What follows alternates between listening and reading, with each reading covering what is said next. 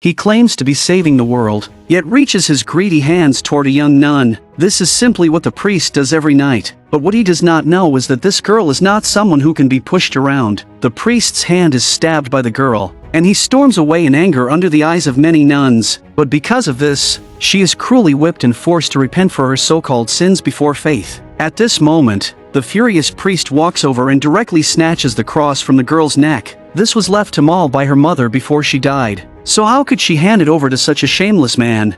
Fortunately, an older nun steps forward and helps the girl escape danger in time. She tells Moll meaningfully that there is no justice in this world at all. Even if they report the priest's actions to the Pope, no one will believe them. Besides, this is a society ruled by men, where a woman's dignity is worth nothing. The old nun herself is also a victim, and she has endured in silence until this day. Just as the girl is praying for her fate, a sparrow suddenly lands in front of her. Then, as the bells ring again and again, it instantly flies toward the bright world outside. The girl seems to receive a sign, and following the sparrow's path, she runs out of that hateful convent. She passes through the crowded fish market and arrives at a place she has never seen before. Before her is a huge stone fountain, surrounded by countless sparrows chirping. As if she has stepped into a strange new world, she soaks her whole body with the fountain water, raises her arms, and cries out as naturally as spring rain nourishing the earth. But very soon, a group of armed patrolmen discovers her. To avoid being sent back to the convent,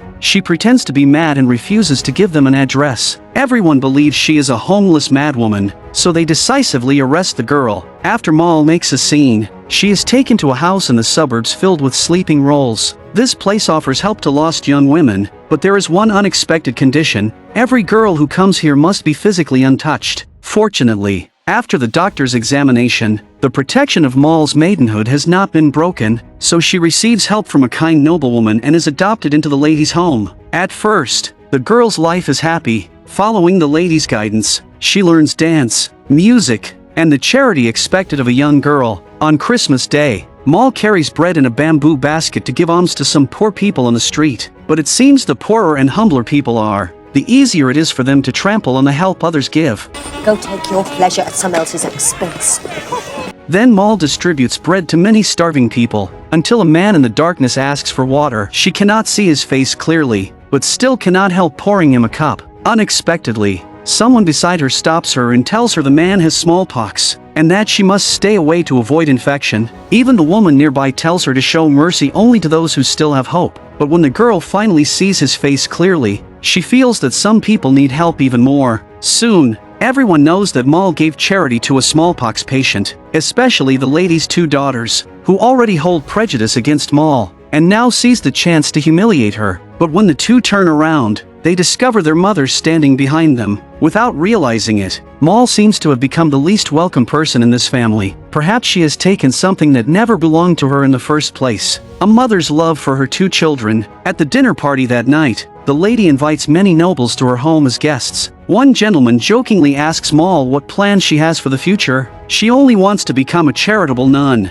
The lady takes this chance to continue asking what dreams she has. After a brief moment of thought, the girl gives an unexpected answer. She wants to own a carriage of her own, so that at night, through its glass roof, she can quietly look up at the stars. As soon as she says this, many guests find it very romantic, but the lady's two daughters cannot help laughing out loud. Then Moll continues serving food to the young gentleman seated there. Unexpectedly, the two noble young men do not treat her coldly because of her humble status. Instead, they show a charm that combines status and refinement, inviting Moll to sit down and receive a different kind of hospitality from the guests. This makes the two sisters beside them absolutely furious. After the dinner ends, the guests sit in the hall and listen to the sisters play their instruments. Just then, Moll, who has been listening on the side, takes the initiative to stand up and dances gracefully before the two young masters with her soft movements. The girl's casual gestures alone are enough to intoxicate the young men. The bursts of applause after the dance completely subject the two sisters to an unprecedented humiliation.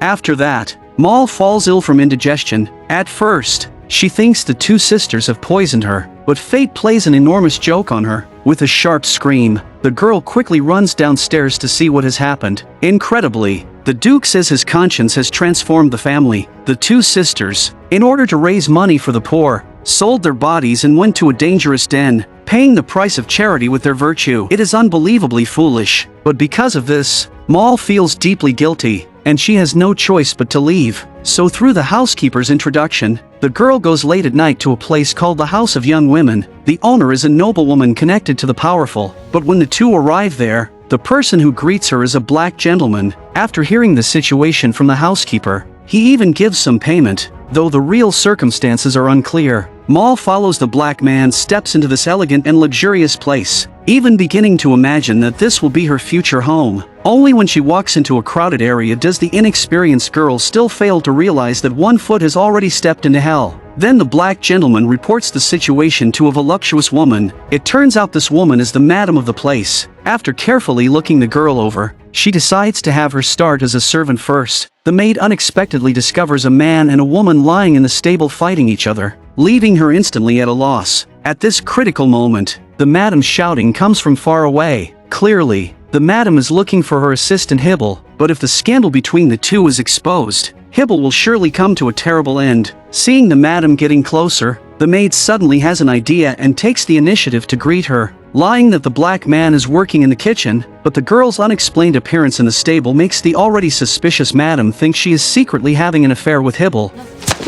You better not have been with him. You work, or you leave.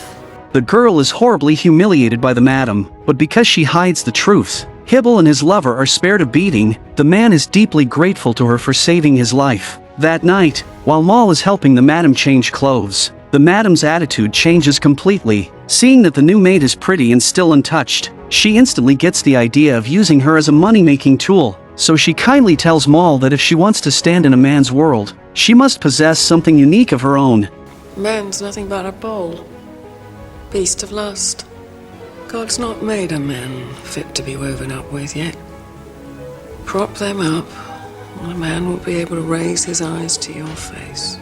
Then the madam asks Moll to sit beside her and says that in a few days, London's upper class will come here seeking pleasure. Those powerful and noble men are all obsessed with young bodies, and this is the perfect chance for the young Moll to make her debut. She should dress herself beautifully, because men all love girls who look innocent and delicate. Moll seems moved by what the madam says. Besides, life is short, so why not save some money while she is young and have some fun too?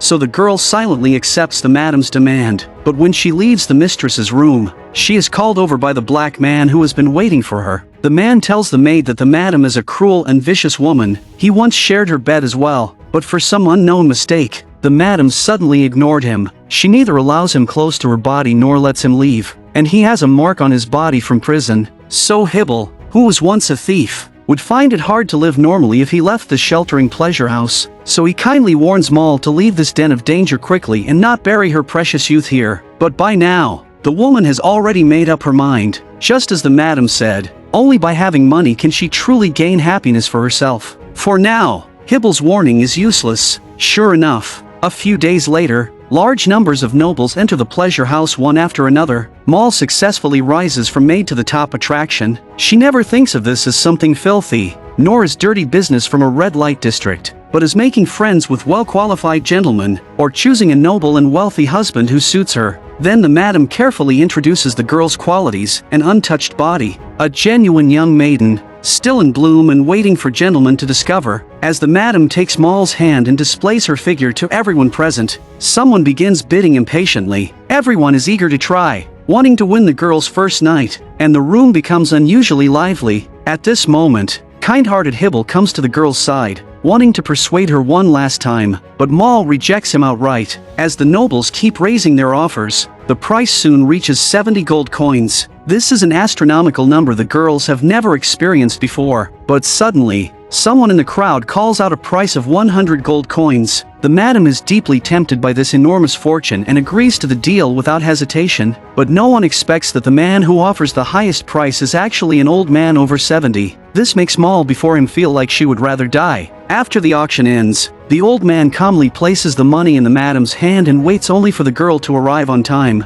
But now Moll is starting to regret it. She never imagined that her first night would be ruined in the hands of this old man. Just like that, the poor young girl gives her precious body to such an old man. As time passes, Moll comes into contact with more and more upper-class men. She is like a sparrow searching for its own nest. from pastors to scientists, then to higher-ranking members of parliament, and even students still in school. Her life is filled every day with sweaty men and unrealistic fairy tale dreams. In the days that follow, the madam makes money hand over fist. She buys a brand new carriage and parades through the streets, while also finding a new trick to make money. She finds a newborn baby to use as leverage and knocks on the pastor's door. In truth, these noble men are very afraid of their scandals being discovered by their wives, and even more afraid that public exposure will affect their status. The madam takes out the pastor's 9-month record of pleasure-seeking, and with the baby in the carriage, completely stuns him. To make the blackmail even more convincing, she actually has the child's hairstyle made exactly like the pastor's. It would be hard not to squeeze money out of the man this way,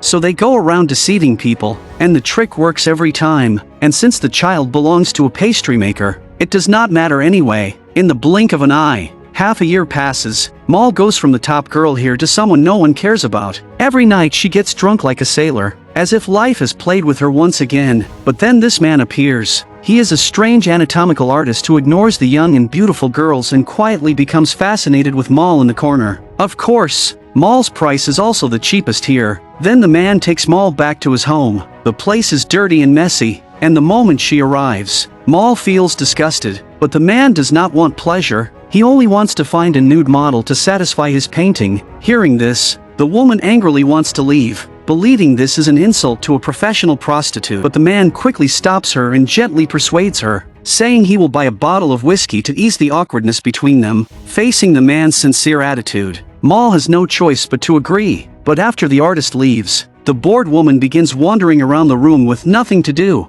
until she reaches a table covered with all kinds of knives. Curious, the woman lifts the cloth, only to discover dismembered human limbs underneath. This horrifying sight makes Moll faint straight into the man's arms. When she wakes again, Moll retreats in terror, afraid he will kill her too. Fortunately, the man quickly confesses his identity. It turns out his name is Artist, and he is an anatomist. At the same time, he is fascinated by every part of the human body and often draws from real anatomical models. He invited Moll here cheaply only to satisfy a small wish of his own. After learning the truth, Moll slaps him across the face without hesitation. Now that everything has finally been explained, the woman can sit down at ease and become Artist's model. The next morning, Moll behaves differently from usual and actually returns by carriage. She tells the madam that for the next few weeks, she will be going to Artist's residence. Then she stuffs all the payment she is owed into the madam's arms. In the days that follow, Moll becomes an indispensable part of Artist's life. She never imagined that she could earn the pay she deserves without selling her body in a degrading way. At the same time, the man's painting skills grow more mature by the day, and the two become inseparable confidants. But on a rainy, dark night, the woman is invited to serve a client. The moment she steps into the room,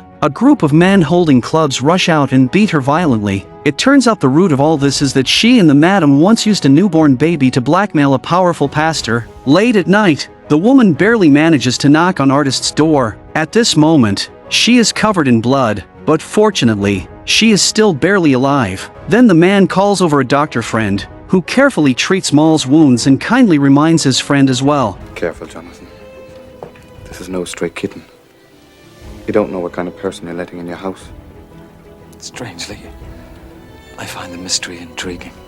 Seeing Artist so determined, the doctor friend stops interfering too much in their affairs. But Moll is naturally stubborn. After hearing what the doctor says, she feels as if her dignity has been insulted and stubbornly tries to leave despite her injuries. No matter how sincerely Artist explains, doing everything he can to keep this poor woman there, Moll seems to forget her humble status and refuses to accept his sympathy and concern. But when she opens the door, she suddenly thinks of something. The pastor who just had her beaten will use the same method to take revenge on the madam, so she regrets it and chooses to stay. You are the most contentious person I've ever met. We haven't lived much then, have you? In the days that follow, Moll accepts a new career. She is no longer a woman drifting through the nightlife, but becomes the model through whom Artist captures the soul. In return, this inwardly tormented man provides her with a place to live and food to eat. But when a man and woman of similar age spend enough time together, different feelings are bound to grow. To inspire Artist, Moll even begins trying to remove her clothes and reveal herself to him without holding anything back. The relationship between the two officially moves into romance. But misfortune always comes without warning. One day, Hybel suddenly finds the woman and anxiously tells Moll that the house of young women they depended on has lost everything since the pastor took revenge. At this moment, the madam also walks over. With nowhere left to go, she sees Moll living so well and actually pulls a gun from her waist, threatening her to work for her again. Unexpectedly, everything the madam says is heard by Artist in the distance. He will never tolerate anyone taking Moll away from him, especially back to a den of wolves. But how can the sword in the man's hand compare to the madam's pistol? Fortunately, someone in the crowd shouts for the constable. Seeing that the situation has turned bad, the old woman can only slink away for the time being. Our memory of this, you'll pay me. I already did. Have some bread. I'm sorry. Life seems to have blown away all the gloom. That night, Moll repays the man who saved her with her body. Her old fantasy of looking at the stars through glass seems to have now come true. This happiness is something she never dared imagine. The man also chooses the right moment to propose to Moll. The next morning, the two set off on the journey back to his hometown. Along the way, the woman feels anxious, afraid Artist's parents will not accept her. As they approach his hometown, an older man by the road suddenly calls out that the young master has returned, instantly making Moll's face turn serious. When the huge iron gate opens, an incredibly luxurious estate stands in the distance. When the carriage arrives at the front door, servants in matching uniforms warmly welcome them. The girl is completely stunned. No. Yes. Why didn't you tell me? This was your idea. Then the two come to the sitting room and wait for his mother to receive them. As the young master, Artist has had conflicts with his parents and has not returned home for 5 years. But the girlfriend he brings home this time does not add even the slightest smile to his mother's face. Then the family enters lunchtime. As Moll is visiting the man's home for the first time, she inevitably faces questioning from his family, especially since she was once a prostitute. The boy's father states his opinion even more bluntly. If you wanted a woman at last, surely you could have paid for one. Oh, I did. Moll is my model and my fiancée. For a few pennies, she's helped me find myself. An experience you've denied me for the duration of my existence.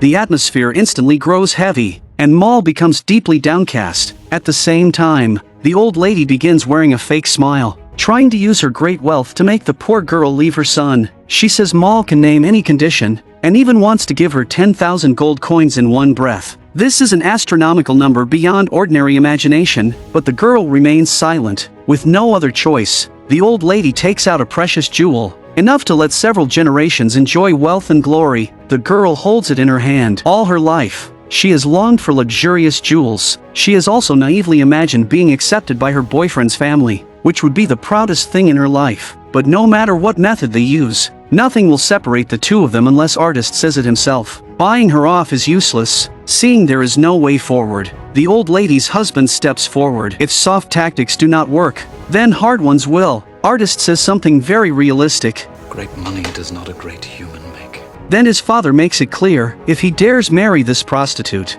he will not only be stripped of his inheritance, but also driven out of the house. You keep sending my sister to London with money to seduce me home, to keep me dependent, but you never once came yourself. Once! Oh, I didn't always take the money. And sometimes I thought I might fold it and run back like some scared rabbit. But I haven't. As long as Moll is at my side. And nothing hurts me more today than the anguish that you have caused my wife to be. Their love is stronger than gold, firm as stone. Where could one ever find a man like this?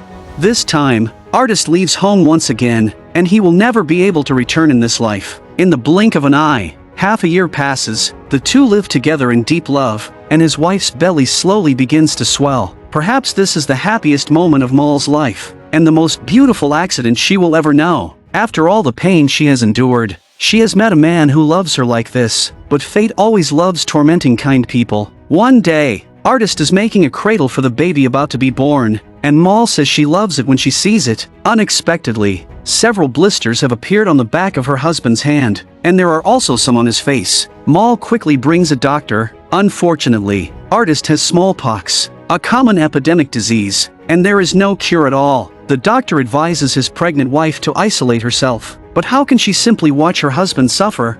The home that was just filled with happiness now falls into enormous grief. As more and more pox sores appear on Artist, his body gradually becomes terribly weak. Moll wishes so badly that she were the one who had fallen ill. All these hardships leave the two unfortunate souls completely at a loss. Finally, Artist reaches the edge of death. He gently touches the unborn child with his hand, feeling the movement of that tiny life. I found my creation in you.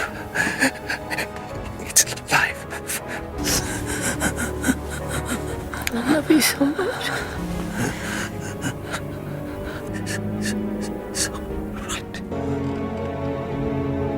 Her husband dies. She uses all her savings to buy a burial plot. And once again, she is alone. After returning to the room, seeing the tools laid out on the table, the heartbroken woman wants to end her life. But for the child in her belly, her heart softens in the end, because this child is the proof of her unshakable love with her husband. Now there is no one left in the world that Moll can trust, and she is also afraid that her husband's family will take the child away. So she decides to face the birth of the child alone. Through waves of tearing pain, the woman finally gives birth to the child through sheer strength. Perhaps her husband's soul is watching over her, allowing her to complete this almost impossible task. In the days that follow, to let the child grow up healthy, Moll has no choice but to sell the paintings her husband left behind. But this is only barely enough to get by. If life loses its income, she can only wait to starve to death. So Moll makes a difficult decision, to place the child with a widowed neighbor, then go into the city and try to find a living. The woman clearly does not notice that a thief fleeing after stealing jewels knocks her to the ground. Just as she is about to get up, she discovers a ring glittering before her eyes. Clearly, it fell from the thief's body. After a long struggle in her mind, when she sees that no one nearby is paying attention, the woman decisively picks up something that does not belong to her, because there is still a poor child at home she must raise. Unexpectedly,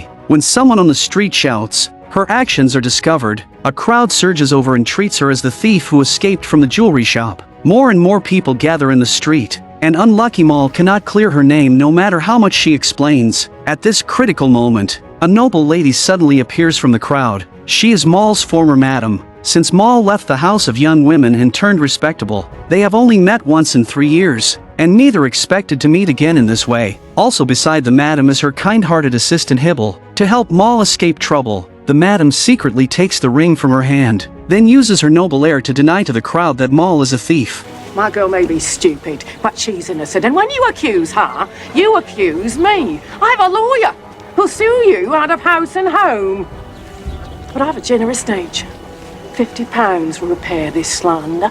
Not only does the woman clear up the truth, she also takes the chance to extort £50 from the jeweler. It seems that when people of noble status lie, others will still believe them. Just like that, Moll, whose life has fallen into hardship, is rescued once again by her former employer. The madam is no longer what she once was. After gaining a fortune through cheating and swindling, she has bought a luxurious villa on an island. To punish Moll for leaving without saying goodbye back then, the madam demands that she once again serve as her maid and go live with her in the island villa. But Moll has a baby who is only 1 month old, and how can a mother abandon her child? So Hybel suggests that he will go bring the child over. Then the man steps down from the carriage and heads toward the address Moll gives him. After waiting for some time, Moll on the sailboat is already burning with anxiety. Then Hybel hurries back, but he is alone and has not brought the child with him. There was a fire on Stepney Lane. No. They said they got as many out as they could, Moll, but God help me, I looked, I couldn't find them. Get her on that ship. No. Or I'll see you hanged alongside her. The pain in her heart makes poor Moll feel like she cannot go on living. She once secretly decided that not even the devil could take her child away from her. But now, all imagination and reality have become helpless futility. But at this moment, a sparrow suddenly appears before her. She clearly remembers that when she was being tortured in the convent, it was a sparrow that led her out of trouble. Now another sparrow has appeared, like a symbol of light, and she believes her daughter must still be alive. In the days that follow, Moll misses her daughter endlessly every day. She writes the experiences of the first half of her life in a ship's log to get through the long voyage. But misfortune can strike at any time. At night, violent winds suddenly rise over the sea, and the whole sailboat begins rocking unsteadily. A huge reef not far away makes all the sailors nervous. Then, with a piercing crash, large amounts of seawater begin pouring onto the deck. Seeing that the situation is bad, the madam quickly gathers the money on the table and ties all her life savings onto Moll to lighten her own load. As everyone prepares to leave the cabin, the diary recording Moll's life is also taken away in time by Hybel. Unfortunately, the entire sailboat begins to tilt. The madam falls into the sea as soon as she steps out of the cabin, and Moll is not spared either, sliding down from the deck. The two struggle desperately on the surface of the water, but the madam cannot swim at all and tries to make Moll, who is also trapped in danger, save her, but Moll's waist is wrapped with gold coins, and she can hardly save herself. So how could she have the strength to save anyone else?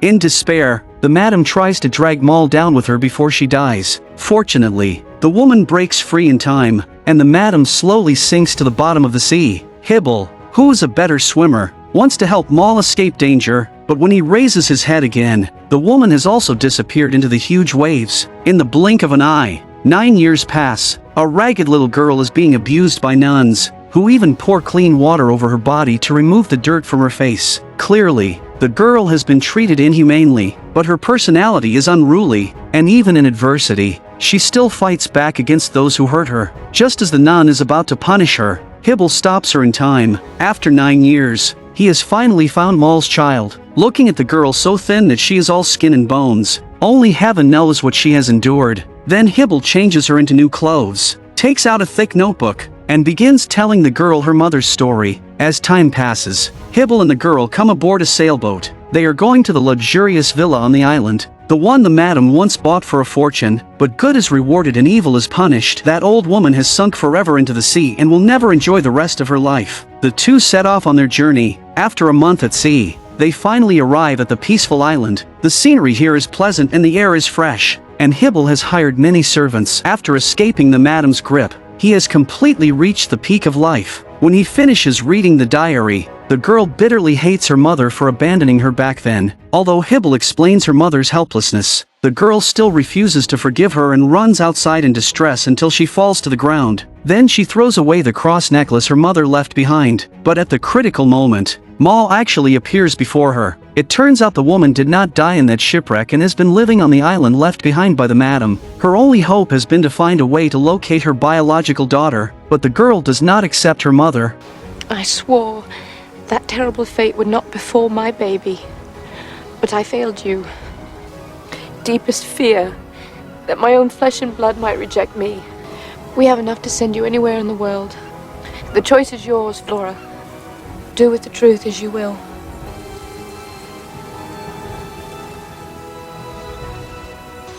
Oh, Mother. Mother and daughter are finally reunited. All the sorrowful experiences drift away with the wind. All the hardships they have endured become worth it in this moment. At this point, the film comes to an end. This film is adapted from the novel of the same name by English writer Daniel Defoe. Showing the light of 18th century feminism, it includes men's deception of young women, reflection on one's own vanity, and a discussion of money's place in marriage. There is a line in the book: "No woman ever marries the wrong man except in haste, and no woman who marries the right man is ever too late to marry."